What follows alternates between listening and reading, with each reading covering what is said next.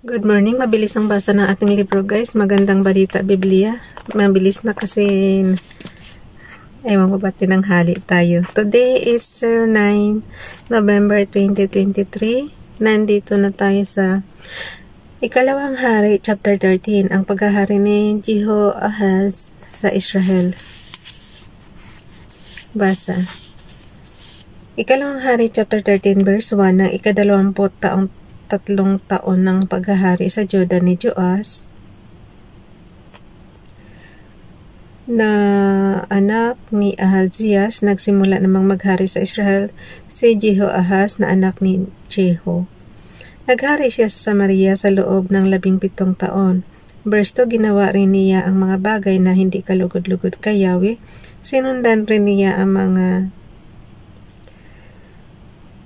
masasamang gawain ni Jeroboam na anak ni Nebat na nanguna sa Israel para magkasala. Nagpakasama rin siyang tulad nila. Verse 3, dahil dito nagalit si Yahweh sa Israel, kaya hinayaan niyang matalo ito ni Haring Hazael ng Syria at ng anak nitong si Ben-Hadad. Verse 4, nanalangin si Jehoahaz kay Yahweh at pinakinggan naman siya sapagkat nakita ni Yahweh ang kalupitang dinaranas ng Israel sa kamay ng hari ng Syria. Verse 5, binigyan sila ni Yahweh ng isang tagapagligtas na siyang nagpalaya sa kanila sa kapangyarihan ng Syria at muling namuhay ng mapayapa ang mga Israelita sa kanilang tahanan. Verse 6, ngunit hindi pa rin nila tinalikuran ang kasamaan ni Jeroboam na umakay sa Israel para magkasala. Hinayaan nilang manatili sa Samaria ang haliging simbolo ng Diyos-Diyosang si Asherah. Verse 7, walang natira sa hukbo ni Jehoahaz maliban sa 50 mga ngabayo, 10 karwahe at 10,000 kawal. Parang ay kabok na dinurog ni Hazael ang buong hukbo ni Jehoahaz. Verse 8, ang iba pang ginawa ni Jehoahaz ay nakasulat sa kasaysayan ng mga hari ng Israel. Verse 9, namatay siya at inilibing sa Samaria sa libingan ng kanyang mga ninuno. Humalili sa kanya ang anak niyang si Jehoahaz.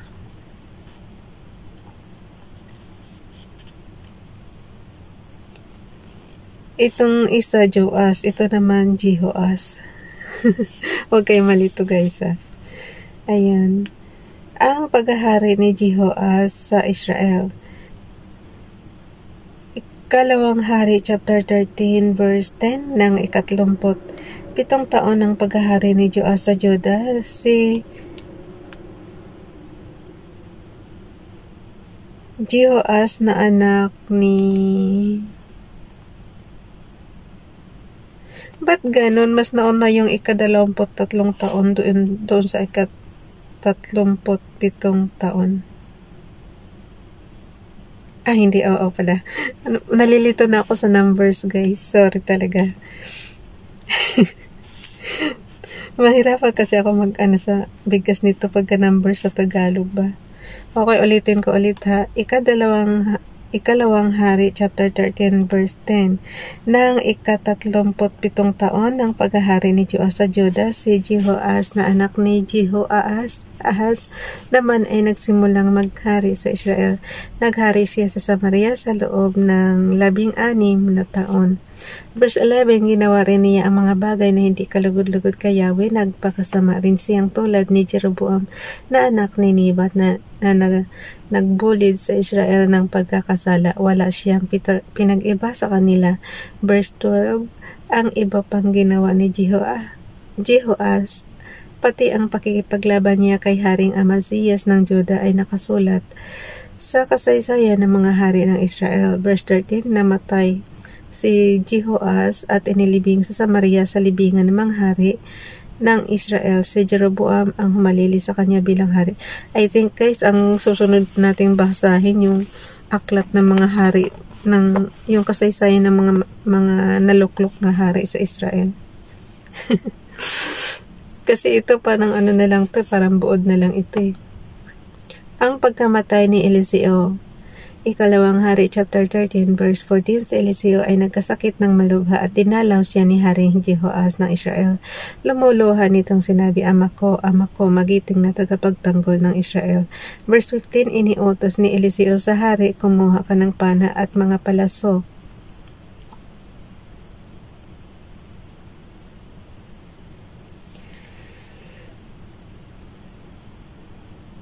Okay. Ikalawang Hari chapter 13 verse 15, iniutos ni Eliseo sa hari, kumuha ka ng pana at mga palasa, o kumuha naman si Jehoahaz.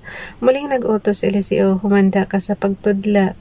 Verse 16, sinabi uli ni Eliseo, banatin mo ang pana. Binanat ng hari ang pana at ipinatong ni Eliseo sa kamay ni Jehoahaz ang kanyang mga kamay.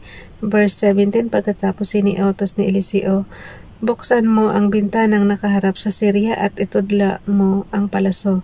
Sinunod naman ito ni Jehoahaz. Sinabi ni Eliseo, iyan ang palaso ng tagumpay ni Yahweh laban sa mga taga-Syria. Lalabanan mo sila sa Afik hanggang sa sila'y malipol. Verse 18, gayon kumuha ka muli ng mga palaso at itudla mo sa lupa. Sumunod muli si Jehoahaz. 3 beses siyang tumudla sa lupa. Verse 19, dahil dito'y paggalit na sinabi ni Eliseo, bakit 3 beses ka lamang tumudla?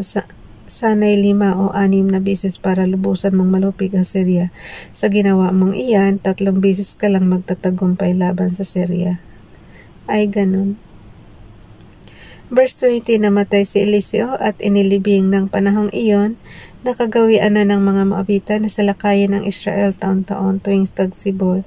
Verse 21, minsan may mga Israelitang naglilibing ng isang lalaki, walang ano-ano, may natanawan silang pangkat ng mga tulisan na napalapit sa kanila, kaya't sa pagmamadali ay naitapon na lamang nila ang bangkay sa libingan ni Eliseo.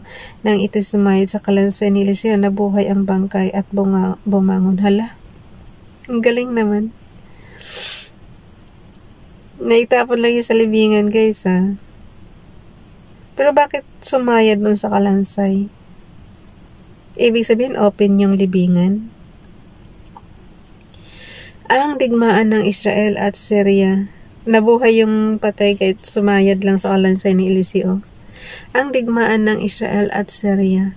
Verse 22, ang Israel ay pinahirapan ni Haring Hazael ng Syria sa buong panahon ng paghahari ni Jehoahaz.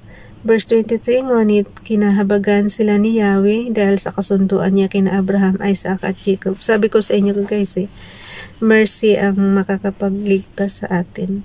Ayan, verse 23, ngunit kinahabagan sila ni Yahweh dahil sa kasunduan niya kina Abraham, Isaac at Jacob. Kaya hanggang ngayon, hindi niya ito hinayaang lubusang nililipol ni pinababayaan man. Verse 24, nang mamatay si Haring Hazael ng Syria, ang anak niyang si Ben-Hadad ang humalili sa kanya. Verse 25, 3 beses siyang natalo ni Jehoahaz at nabawi nito ang lahat ng bayan ng Israel na nasakop ni Hazael sa panahon ng paghahari ni Jehoahaz na ama ni Jehoahaz. Basta kayo na mag dyan sa mga family tree nila. Bukas na itong guys, ang paghahari ni Amaziah sa Judah, yung ikalawang hari chapter 14. Ba tayo bukas? 10 November 2023. Bye everyone. God bless.